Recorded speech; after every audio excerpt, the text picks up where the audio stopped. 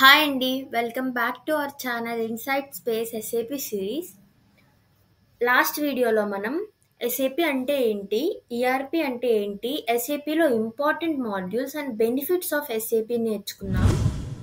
ఈ వీడియోలో మనం డేటా అంటే ఏంటి, బిజినెస్ ఇంటెలిజెన్స్ అంటే ఏంటి, OLTP process and OLAP process వాటి గురించి important points and data warehousing and ETL process గురించి తెలుసుకుందాం. సో ఆలస్యం చేయకుండా వీడియోలోకి వెళ్ళిపోదాం రండి. డేటా అంటే ఏంటి? ఒక ఆబ్జెక్ట్ ఆర్ థింగ్ యొక్క ఇన్ఫర్మేషన్. ఫర్ ఎగ్జాంపుల్ ఒక బుక్ తీసుకోండి. దాని colour, number of pages, price, date of purchase ఇవన్నీ డేటానేగా. సో మనం చూసే ప్రతి ఆబ్జెక్ట్ ఆర్ థింగ్ మనకి డేటా ఇస్తుంది. Data is nothing but it gives information of an object. Data అంటే ఏంటో అర్థమైంది కదా. ఇప్పుడు బిజినెస్ ఇంటెలిజెన్స్ అంటే ఏంటో చూద్దాం. ఎగ్జాంపుల్గా నేను XYZ కంపెనీని తీసుకున్నాను. ఇందులో ప్రొడక్ట్స్కి ఒక డొమైన్ అండ్ కస్టమర్స్కి ఒక డొమైన్ ఉంది. ప్రొడక్ట్స్ డేటా అంతా ఒక డేటాబేస్లో ఉంటుంది. దాన్నే ప్రొడక్ట్ డేటాబేస్ అంటాం. కస్టమర్స్ డొమైన్కి సంబంధించిన డేటా అంతా కస్టమర్ డేటాబేస్లో ఉంటుంది. అయితే క్లయింట్ వచ్చేసి రిపోర్ట్ చేయండి. ఆ రిపోర్ట్లో మనకి ప్రొడక్ట్ నేమ్ అనేది టొయోటో అండ్ ఎన్ని ప్రొడక్ట్స్ సోల్డ్ అయ్యో ఇన్ఫర్మేషన్ అంతా రిపోర్ట్లో ఉండాలి అని అడిగారు. సో మనం ఆ రిపోర్ట్ ఎలా చేస్తాము? ప్రొడక్ట్ సంబంధించిన రిపోర్ట్ కాబట్టి మనం ప్రొడక్ట్ డేటాబేస్ని యూజ్ చేసి రిపోర్ట్ చేస్తాము. సో ఇక్కడ మనకి ఏ ఇష్యూ లేదు రిపోర్ట్ చేయడానికి, ఎందుకంటే డేటాబేస్ ఉంది, క్లయింట్కి సంబంధించిన ఇన్ఫర్మేషన్ అంతా ఉంది. సో దానికి సంబంధించిన రిపోర్ట్ మనం చేయగలుగుతాము. ఇన్ కేస్ అదే క్లయింట్ వచ్చేసి సేమ్ రిపోర్ట్లో ప్రొడక్ట్ నేమ్ అండ్ ఎంతమంది కస్టమర్స్కి సోల్డ్ అయింది అండ్ కస్టమర్ డీటెయిల్స్ కూడా డిస్ప్లే అవ్వాలి ఆ రిపోర్ట్లో అన్నారు.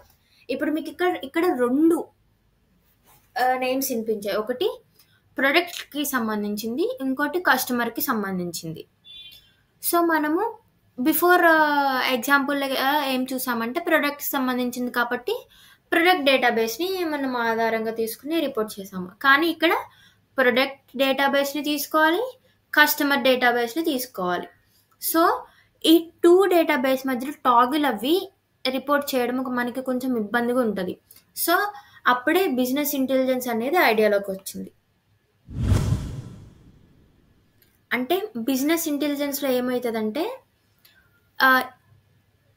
ఫర్ ఎగ్జాంపుల్ మనం ఈ సినారియో చూసుకుంటే బిఫోర్ రిపోర్ట్ సినారియో ప్రొడక్ట్ డేటాబేస్ని కస్టమర్ డేటాబేస్ని కలిపి ఒక సింగిల్ డేటాబేస్ కింద చేసి ఆ సింగిల్ డేటాబేస్ని మనం సోర్స్ కింద వాడుకుని రిపోర్ట్ చేయొచ్చు. సో బిజినెస్ ఇంటెలిజెన్స్ మనకి ఎలా ఉపయోగపడుతుంది? డేటాబేస్ డిఫరెంట్ డేటాబేసెస్ని ఒక సింగిల్ డేటాబేస్ కింద యూజ్ చేసుకుని స్టోరేజ్ కింద మనం బిజినెస్ ఇంటెలిజెన్స్ని వాడుకోవచ్చు. సో ఇప్పుడు మీకు బిజినెస్ ఇంటెలిజెన్స్ అంటే ఏంటో అర్థమైంది. నెక్స్ట్ మనం ఓఎల్టీపీ అంటే ఏంటో తెలుసుకుందాం.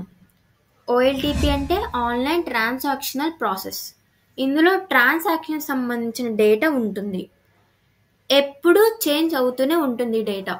అంటే ఫినాన్షియల్ డేటా చూసుకుందాం అనుకోండి, ఫినాన్స్కి సంబంధించిన డేటా అనేది ఎవ్రీ సెకండ్. అలానే ఏటీఎం, బ్యాంక్ సంబంధించిన డేటా కూడా ఎవ్రీ సెకండ్ మారుతూ ఉంటుంది. సో ఇందులో ఓన్లీ ప్రెజెంట్ డేటా మాత్రం ఉంటుంది, ఎందుకంటే ఎవ్రీ సెకండ్ డేటా చేంజ్ అవుతే రీఫ్రెష్ అయ్యి కొత్త డేటా అనేది వస్తుంది. సో ఓన్లీ ప్రెజెంట్ డేటా అనేది ఓఎల్టీపీ సిస్టమ్స్లో ఉంటుంది. ఈ ఓఎల్టీపీ సిస్టమ్స్ ఏంటంటే ఈసీసీ, R/3 ఇలాంటివన్నీ ఓఎల్టీపీ సిస్టమ్స్. ఇప్పుడు ఓఎల్ఏపీ సిస్టమ్స్ గురించి నేర్చుకుందాం. ఓఎల్ఏపీ అంటే ఆన్లైన్ అనలిటికల్ ప్రాసెసింగ్. ఇందులో హిస్టారికల్ డేటా అంతా ఉంటుంది. ఓల్డ్ రికార్డ్స్, చేంజ్ కాని రికార్డ్స్ అన్నీ ఉంటాయండి. ఇందులో డేటా అనేది చేంజ్ అవ్వదు. మీకు అర్థమై ఉంటుంది, హిస్టారికల్ డేటా అంటే ఓల్డ్ డేటా. సో దానివల్ల ఇది డేటా అనేది చేంజ్ అవ్వదు. ఇది వచ్చేసి అనలిటికల్ ప్రాసెసింగ్కి వాడతాము. గుర్తుపెట్టుకోవాల్సిన విషయం అండి, SAP BW అనేది OLAP సిస్టమ్. ఇంపార్టెంట్ పాయింట్ అండి ఇది. OLAP సిస్టమ్స్కి OLTP సిస్టమ్స్ నుంచి డేటా అనేది వస్తుంది. OLAP systems gets information or data from OLTP systems. Next మనం డేటా వేర్ హౌసింగ్ అంటే ఏంటో తెలుసుకుందామండి. డేటా వేర్ హౌసింగ్ అనేది ఒక ప్రాసెస్. ఇందులో డేటాని ఎక్స్ట్రాక్ట్ తీసుకుంటాం. ఇందులో నుంచి SAP or non SAP systems నుంచి. దాని తర్వాత ఈ డేటాని BW స్టాండర్డ్స్కి మారుస్తాము. దీన్నే ట్రాన్స్ఫర్మేషన్ అంటారు. దీని తర్వాత ఇలా ట్రాన్స్ఫార్మ్ అయిన డేటాని BW సిస్టంలో క్రియేట్ చేసిన ఆబ్జెక్ట్స్లో లోడ్ చేస్తాము. ఈ మొత్తం process of performing and storing of data చేసే ప్లేస్ని డేటా వేర్ హౌస్ అంటాము. సో ఈ మొత్తం process extraction, transform, loading and storing of data చేసే మొత్తం ప్లేస్ని డేటా వేర్ హౌసింగ్ అంటాము. ఈ ప్రాసెస్ని డేటా వేర్ హౌసింగ్ అంటాము.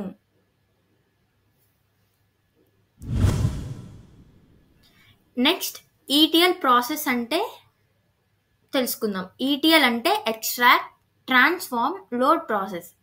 ఇందులో సేమ్ ముందు డేటా వేర్ హౌస్లో చెప్పుకున్న ప్రాసెస్సే. డేటాని non SAP or SAP systems నుంచి తీసుకుంటాం. దాన్నే ఎక్స్ట్రాక్షన్ అంటాము. ఇలా ఎక్స్ట్రాక్ట్ చేసుకున్న డేటాని BW స్టాండర్డ్కి మారుస్తాము. దీన్నే ట్రాన్స్ఫార్మ్ అంటాము. ఇలా ట్రాన్స్ఫార్మ్ చేసుకున్న డేటాని క్రియేట్ చేసిన ఆబ్జెక్ట్స్ ఆర్ ఇన్ఫో ప్రొవైడర్స్లోకి పంపిస్తాం. దీన్నే లోడింగ్ ఆఫ్ డేటా అంటాము. ఈ మొత్తం ఎక్స్ట్రాక్షన్స్, ట్రాన్స్ఫర్మేషన్, లోడింగ్ ఆఫ్ డేటాని ETL ప్రాసెస్ అంటాము.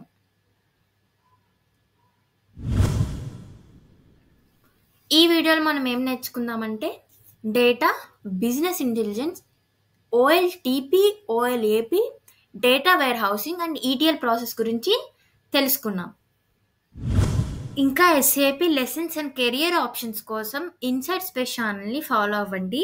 మీకు ఈ వీడియో యూస్ఫుల్ అండ్ హెల్ప్ఫుల్ అయితే please like, share and subscribe to our channel for more educational contents. Thank you for watching and next వీడియోలో కలుద్దాం.